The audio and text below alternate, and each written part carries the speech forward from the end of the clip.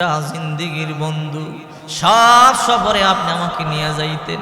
আজকের সফরে কেন আমার একা রাইখা গেলে? আমি আবু বকর একা একা কেমনে থাকবো? আবু বকর আল্লাহর নবীর চেহারায় চুমা দিছে। আবু বকরের চোখের পানি আল্লাহর নবীর গাল মুবারকের মধ্যে পড়ে গেছে। আবু বকরের চোখের পানি আল্লাহর পয়গম্বরের সাথে। আবু বকর জান্নাতে যাওয়ার আগেই আবু বকরের চোখের পানি জান্নাতে চলে গেছে। আল্লাহু আকবার বলে।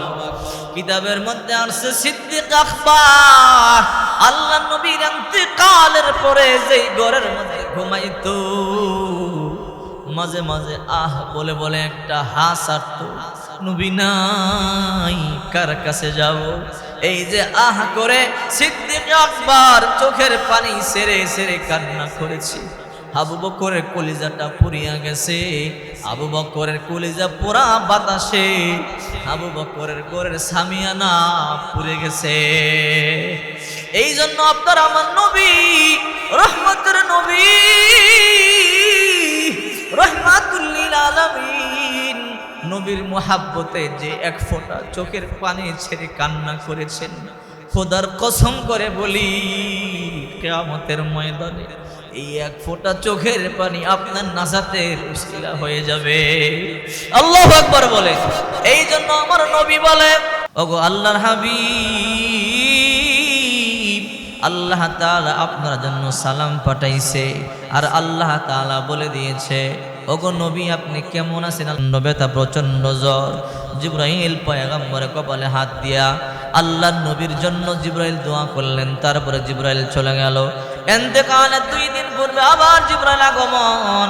বাবে জিবরাইল দিয়ে দুইকা আল্লাহর পয়গম্বর হুজরার মধ্যে দুইকা সালাম দিল, আসসালামু আলাইকা ইয়া রাসূলুল্লাহ। আল্লাহর পয়গম্বর জবাব নিলেন। আল্লাহর পয়গম্বর উঠতে পারে না। জিবরাইল কপালে হাত দিয়ে বলে, নবী আপনি কেমন আছেন? বলে, আমার প্রচন্ড জ্বর, আমি মাথা উঠাইতে পারি না। জিবরাইল আল্লাহর পয়গম্বরের সাথে কথা বললেন, আবার চলে গেলেন। ইন্তেকাল যেদিন হয়ে যাবে, জিবরাইলের আগের দিন আইসা সালাম দিয়ে বলে, আসসালাতু আসসালামু আলাইকা ইয়া রাসূলুল্লাহ, আসসালাতু আসসালামু আলাইকা ইয়া হাবিবাল্লাহ, আপনি কেমন আছেন? আল্লাহর পয়গম্বর বলে, রে জিবরাইল আমি মাথা উঠাইতে পারি না, আমার প্রচন্ড জ্বর, আমি হাইটা মসজিদে যাইতে পারি না। আজকে 15 দিন হয় আমি নবী যাইতে পারি না, মসজিদে নামাজও পড়াইতে পারি না। জিবরাইলও কাঁদলেন। জিবরাইল চলে গেল। যেদিন ইন্তেকাল হয়ে যাবে ওই দিন আল্লাহ পাক রব্বুল আলামিন আজরাইলকে বললেন, আজরাইল যাও রে যাও, আমার বন্ধুর বাড়িতে যাও, সালাম দিবা। আমার বন্ধুরে সালাম দিয়া আমার বন্ধুর ঘরে ঢুকবা। অনুমতি ছাড়া ঘরে ঢুকবা না, আমার নবীর অনুমতি নিয়ে ঘরে ঢুকবা। আর আমার নবীরে বলবো, ওগো আল্লাহর নবী, আল্লাহ তাআলা আপনারা সালাম দিয়েছে। আর আল্লাহ তাআলা জানতে চায় আপনি কি দুনিয়ায় থাকবেন না আপনি জান্নাতে যাবেন। যদি আপনি দুনিয়ায় থাকতে চান উম্মতের মাঝে যতদিন খুশি থাকেন, আল্লাহ তাআলার পক্ষ থেকে কোনো বাধা নাই। আর যদি আপনি চান আল্লাহর কাছে যাবেন, তাহলে আপনার জান কবজ করব। যেদিন আল্লাহর পয়গম্বর ইন্তেকাল হয়ে যাবে, আজরাইল আলাইহিস সালাম জান কবজ করবার জন্য চলে আসলেন। ওই দিন আল্লাহর নবী মা আয়েশার কোলের মধ্যে মাথা দিয়ে শুয়ে আছেন। মা আয়েশা এক পেয়ালা পানি নবীর সামনে রাখলেন, মাঝে মাঝে তেনা ভিজাইয়া কাপড় ভিজাইয়া পয়গম্বরের কপালের মধ্যে দেয়। আল্লাহর পয়গম্বরের মধ্যে ঠোঁটের মধ্যে পানি দেয়, আল্লাহর পয়গম্বরের মুখটা মুছিয়া দেয়। এবার আল্লাহর নবী মা আয়েশার কোলে শোয়া, সামনে হযরতে হাসান হুসাইন, হযরতে ফাতেমা। আল্লাহর নবী চোখের পানিগুলো সারিয়া কান্দে, ফাতেমাও কান্দে। নবী আমার বলে, ফাতেমারে কেন কান্না করো? বাবা আপনার কষ্ট দেখে আমিও সহ্য করতে পারি না। হাসান হুসাইন চোখের পানিগুলো সারিয়া কান্দে, না না আপনার কষ্ট দেখে আমরাও সহ্য করতে পারি না। এমনি হঠাৎ করে দরজার মধ্যে কে যেন নক করলো। নক করবার পরে আল্লাহর হাবিব বলে, ফাতেমারে দেখ দরজার মধ্যে কে যেন আসছে। ফাতেমা দরজার সামনে গেল, একটু ফাঁকা দিয়া তাকাইয়া দেখে এমন একজন মানুষ দাঁড়ানো, বিশাল দেহের অধিকারী, মাথাটা আসমানের মধ্যে, পাগুলো শতবুক জমিনের নিচে। ফাতেমা দেখা দৌড়াইয়া আবার চলে আসলো, আব্বা যান দরজা খোলা যাবে না। কেন দরজা খোলা যাবে না? এমন এক ব্যক্তির আগমন যার মাথা আসমানে, পা শতবুক জমিনের নিচে। বাবা গো, আমি এমন মানুষ আর আরবের মধ্যে দেখি নাই, আমি দরজা খুলবো না। আল্লাহর হাবিব বলে, মা দেখো, আসসালাতু আসসালামু আলাইকা ইয়া রাসূলুল্লাহ বলে বলে সালাম দিতেছে আর বলতেছে, আল্লাহর নবী আপনি অনুমতি দিলেই আমি আপনার ঘরের মধ্যে ঢুকবো। এটা তোমার বাবার শান, তোমার বাবার মান। ও ফাতেমা, এটা আর কেউ নয়, আজরাইল। আমি যদি অনুমতি না দিই আজরাইল ঢুকতে পারবে না। এই পৃথিবীর মধ্যে আজরাইল যখন কারো করে ঢুকে কোনো পারমিশন নেয় না, অনুমতি নেয় না, কিন্তু আমার শান আর মানের কারণে একমাত্র আমি রহমাতুল লিল আলামিনকে সালাম দিয়ে অনুমতি নেয়। রে মা দরজা খোলো, আমি আজরাইলের সাথে কথা বলবো। ফাতেমা দরজা খুলে দিল। আজরাইল মানুষের বেশ ধরিয়া ঘরে ঢুইকা আল্লাহর নবীকে সালাম দিয়ে মাথার কাছে বইসা বলে, নবী আপনি কেমন আছেন? বলে, আমার বড় কষ্ট হয় রে আজরাইল। বলে, আমার বড় কষ্ট, আমি অসুস্থ, আমি মাথা উঠাইতে পারি না। ওই দিনই আল্লাহর নবী দুনিয়া ছাড়িয়ে চলে যাবে। আল্লাহর নবী বলে, কি রে আজরাইল তুমি কেন আসলা? ও আল্লাহর নবী, আল্লাহ আমারে পাঠাইছে আপনার অনুমতি নেওয়ার জন্য। আগেই জান কবজের কথা বলে না, আগে বলো রাহমাতুল লিল আলামিন। আল্লাহ তাআলা আমাকে বলেছে আপনি যদি থাকতে চান, এই দুনিয়াতে যতদিন থাকতে চান থাকতে পারবেন, আল্লাহ অনুমতি দিয়েছে।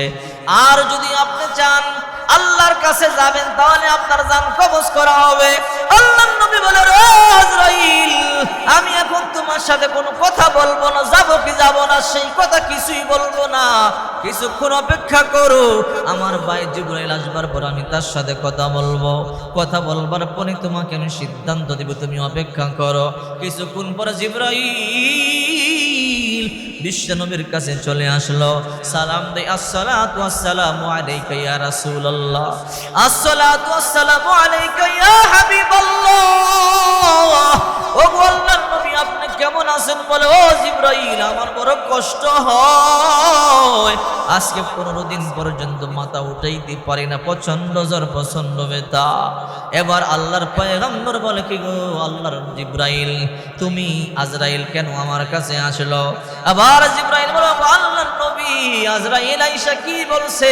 সালাম দিয়েছে, কোনো বেয়াদবি করছে কিনা বলেন? বলে, বেয়াদবি করে নাই, সালাম দিয়েছে, সালাম দিয়ে অনুমতি চাইছে। আমি চাইলে দুনিয়াতে থাকতে পারবো, আর আমি চাইলে দুনিয়া সারি আমার রবের কাছে যাইতে পারবো। জিবরাইল আমার আল্লাহ কি কয়, আমার আল্লাহ কি চায় ওইটা আমারে বলো। জিবরাইল বলো, গো নবী আমি তো আল্লাহর কাছে বেশি যাই আর আসা যাওয়া করি, আমি দেখি আসলাম ইন্নাল্লাহা কদ ইশতাqa ইলা লিকাইক, আল্লাহ আপনার দিদারের অপেক্ষায় বসে আছে। আল্লাহু আকবার, আল্লাহ আপনার দিদারের অপেক্ষায় বসা। আল্লাহ তাআলা অনুমতি যদিও দিয়েছেন আপনি থাকলে থাকতে পারবেন, আপনি যদি বলেন আপনার মন মতো যত কোটি বছর দুনিয়ায় থাকবেন থাকতে পারেন, কিন্তু আল্লাহ তাআলা চায় না এই দুনিয়ার মধ্যে আপনি আর কষ্ট করেন, বহু কষ্ট করেছেন, এখন আপনি জান্নাতে যাবেন, জান্নাতের নিয়ামত ভোগ করবেন। ওগো আল্লাহর নবী আপনি অনুমতি দিলে আপনার জানটা কবজ করা হবে। নবী আমার চোখের পানিগুলো সারিয়া কান্না শুরু করে দিল। জিবরাইল বলে, পয়গম্বর আপনি চোখের পানি সারিয়া কেন কান্দেন? রে জিবরাইল আমার ইন্তেকালের পরে আমার লাশটা কোথায় দাফন করা হবে? বলে, আল্লাহ তাআলা আমাকে বলেছে আপনি চাইলে আরশে আজিমের মধ্যে আপনার লাশটা দাফন করা হবে। ও আল্লাহর পয়গম্বর আপনি অনুমতি দিলে সবচেয়ে দামি জায়গা আরশে মুআল্লার মধ্যে আপনার লাশটা দাফন করা হবে। আল্লাহর পয়গম্বর বলে, জিবরাইল আমার লাশটা যদি আরশে আজিমের মধ্যে দাফন করা হয় আমার সব উম্মতের লাশকে দাফন করা হবে নাকি? বলে, না না আপনার সব উম্মতের লাশ দাফন করা হবে না। বলে, আমি নবী আমার উম্মত ছাইরা একা একা আরশে থাকতে পারবো না। আল্লাহু আকবার। বলো, আল্লাহর পয়গম্বর আপনি চাইলে লাউহে মাহফুজের মধ্যে আপনার লাশটা দাফন করবে, যেখানে আল্লাহ তাআলা কোরআন শরীফ নাজিল করেছেন, কোরআন রেখে দিয়েছেন জমা করিয়া।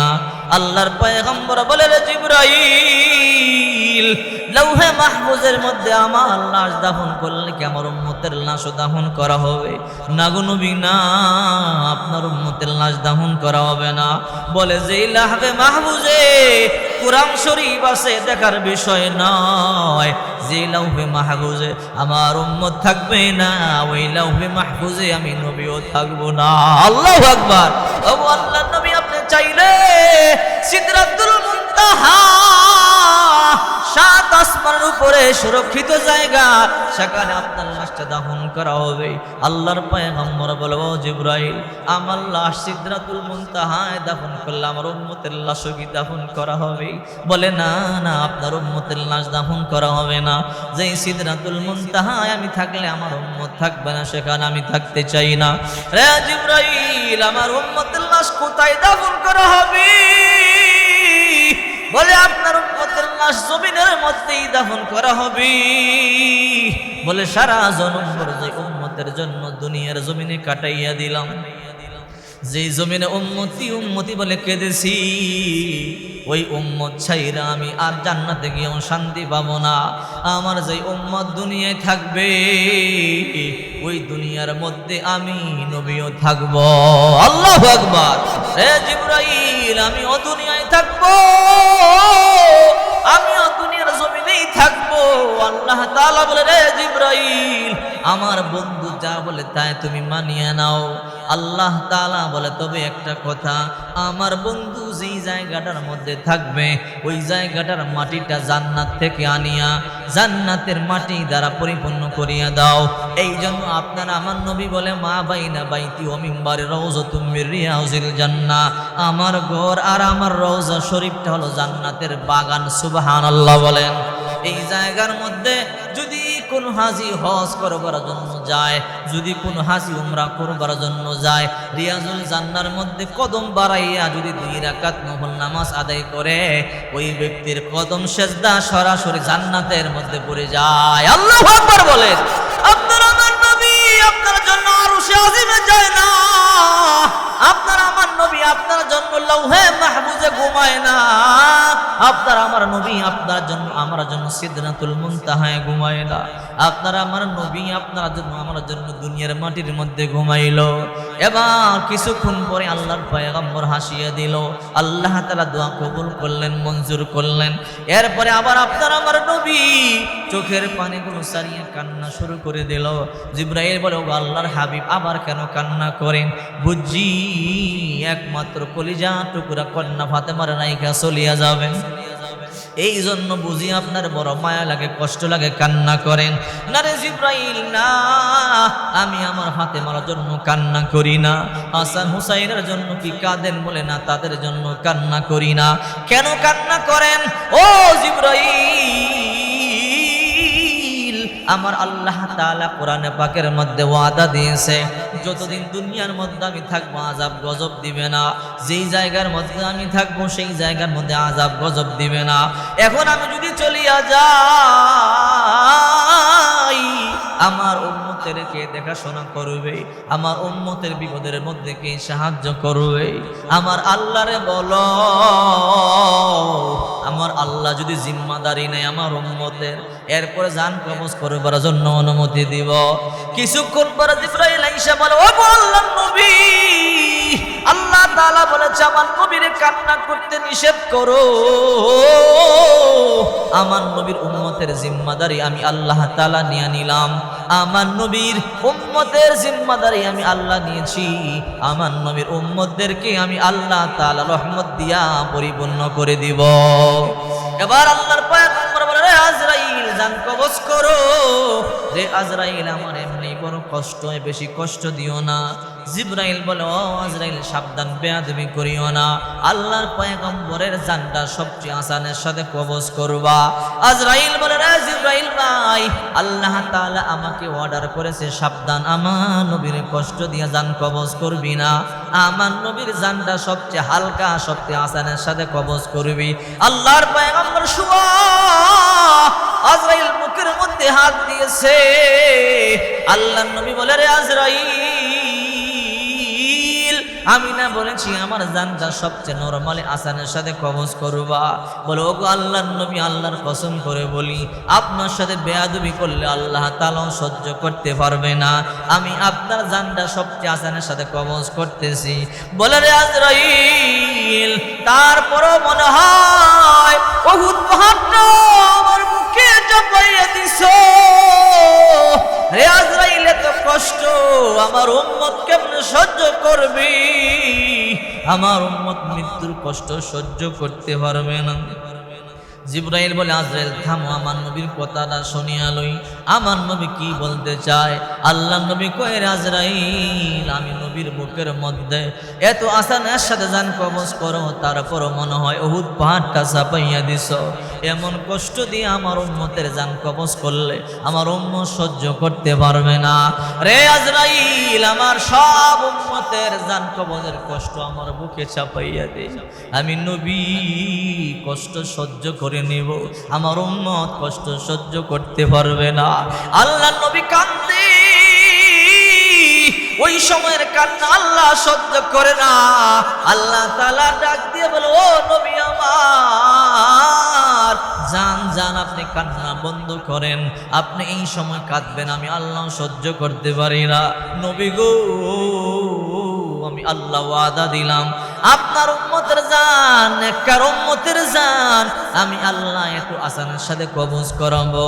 বাচ্চা মায়ের বুকে দুধ পান করতে করতে যেমন বাচ্চাটা ঘুমাইয়া যায়, মা স্তন থেকে সরাইয়া সন্তানকে ঘুম পাড়াইয়া দে, টের পায় না। ও নবী, ওয়াদা দিলাম আপনার নেককার উম্মতের জান এমনি কবজ করব। আল্লাহু আকবার। জান কবজ করা হয়ে গেছে। জান কবজ করবার সময় আল্লাহর পয়গম্বর ফাতেমারে কানে কানে বলে, ফাতেমা রে, কিছুক্ষণের মধ্যে আমার ইন্তেকাল হয়ে যাবে। আমার ইন্তেকাল হয়ে যাওয়ার পরে কিছুক্ষণের জন্য তোমরা সবাই আমার লাশ মুবারক রাইখা ঘর ছাড়িয়া দূরে চলে যাইবা। ফাতেমা বলে, কেন? বলে, ফেরেশতারা জিন জাতিরা আমার সালাম দিবে, জানাজার নামাজ পড়বে। আল্লাহু আকবার বলো। আল্লাহ নবীর ইন্তেকাল মুবারক হয়ে যাওয়ার পরে বাড়ি খালি করে দিয়েছে। ফেরেশতারা আসি আল্লাহর পয়গম্বরের দুরূদ ও সালাম প্রেরণ করবার পরে চলে গেছে। আল্লাহর নবীর সোমবার দিন ইন্তেকাল হয়েছিল। মঙ্গলবার দিন আল্লাহর পয়গম্বরের গোসল হয়, কাফনের কাপড় পরানো হয়। বুধবার দিন আল্লাহর পয়গম্বরের দাফন হয়। আবু বকর আল্লাহর পয়গম্বরের ইন্তেকালের সময় কাছে ছিলেন না। কিতাবের মধ্যে মুফাসসিরিনে কেরামগণ উল্লেখ করেন, আবু বকর আল্লাহর পয়গম্বর এত ভালোবাসতো, যদি ওই সময় আবু বকর আল্লাহর পয়গম্বরের সামনে থাকে, আবু বকর সহ্য করতে পারবে না। আবু বকর কলিজা ফাটিয়া মরিয়া যাবে। কে যেন বলে, আবু বকর নবী দুনিয়ায় নাই। এই কথা শুনবার পরে সিদ্দিক আকবর মাথার মধ্যে হাত দিয়ে জমিনের মধ্যে পড়িয়া যায়। জ্ঞান হারাইয়া ফেলে হুঁশ আসবার পরে উঠিয়া আল্লাহর পয়গম্বরের কাছে গিয়া চাদর দিয়া ঢাকা কাপড়টা সরাইয়া আল্লাহর পয়গম্বরের কবরের মধ্যে চুমা দিয়া বলে, ওগো নবী, আমি আপনার বাল্য বন্ধু আবু বকর, সারা জীবন ভর যেখানে যাইতেন আমাকে নিয়ে যাইতেন। আপনার সাথে আমি মদিনা থেকে মক্কা থেকে সফর করেছি, হিজরতের সাথী আমি আপনার গারে সুরের সাথী, আমি আপনার গোটা জিন্দেগির বন্ধু। সব সফরে আপনি আমাকে নিয়ে যাইতেন, আজকের সফরে কেন আমার একা রাইখা গেলে? আমি আবু বকর একা একা কেমনে থাকবো? আবু বকর আল্লাহর নবীর চেহারায় চুমা দিছে। আবু বকরের চোখের পানি আল্লাহর নবীর গাল মুবারকের মধ্যে পড়ে গেছে। আবু বকরের চোখের পানি আল্লাহর পয়গম্বরের সাথে। আবু বকর জান্নাতে যাওয়ার আগেই আবু বকরের চোখের পানি জান্নাতে চলে গেছে। আল্লাহু আকবার বলে। কিতাবের মধ্যে আসছে সিদ্দিক আকবর আল্লাহর নবীর ইন্তেকালের পরে যেই ঘরের মধ্যে ঘুমাইতো, মাঝে মাঝে আহ বলে বলে একটা হাস আসতো। নবী নাই, কার কাছে যাব? এই যে আহ করে সিদ্দিক আকবর চোখের পানি ছেড়ে ছেড়ে কান্না করেছে। আবু বকরের কলিজাটা পুড়িয়া গেছে, আবু বকরের কলিজা পোড়া বাতাসে আবু বকরের গোরের সামিয়ানা পুড়ে গেছে। এই জন্য আপনার আমার নবী, রহমতের নবী, রহমাতুল লিল আলামিন, নবীর মুহাব্বতে যে এক ফোঁটা চোখের পানি ছেড়ে কান্না করেছেন, খোদার কসম করে বলি কিয়ামতের ময়দানে এই এক ফোঁটা চোখের পানি আপনার নাজাতের উসিলা হয়ে যাবে।